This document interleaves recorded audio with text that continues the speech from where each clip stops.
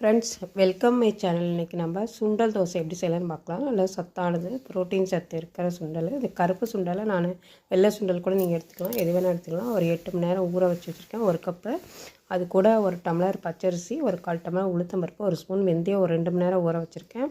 நீங்கள் இட்லி அரிசி கூட சேர்த்துக்கலாம்.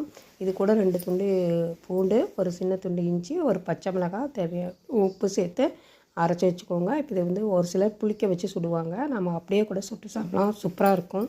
இதுக்கு நீங்கள் புதினா சட்னி, தேங்காய் சட்னி எதுவாக இருந்தாலும் நல்லாயிருக்கும். இது மாதிரிங்க நல்லா கரைச்சி அப்பயே ஊற்றி அப்பயே சாப்பிட்லாம். சுண்டல் சாப்பிடாதவங்களுக்குலாம் இப்படி தோசையாக கொடுக்கலாம். அது அவங்களுக்கு சுண்டல் தோசைன்னு தெரியாது, நல்லாயிருக்கும், சத்தாகவும் இருக்கும். பிடிச்சிருந்தால் லைக் பண்ணுங்கள், ஷேர் பண்ணுங்கள், கமெண்ட் பண்ணுங்கள், சப்ஸ்கிரைப் பண்ணுங்கள். தேங்க்ஸ் ஃபார் வாட்சிங். பாருங்கள், சூப்பரான மொறு சுண்டல் தோசை ரெடி ஆயிடுச்சு. புளிக்க வச்சு சாப்பிட்றத விட இப்படி சாப்பிட்றது தான் நல்லாயிருக்கு. உங்களுக்கு புளிக்க வச்சு சாப்பிட்ணுன்னா நீங்கள் 8 மணி நேரம் புளிக்க வச்சு கூட சாப்பிட்லாம்.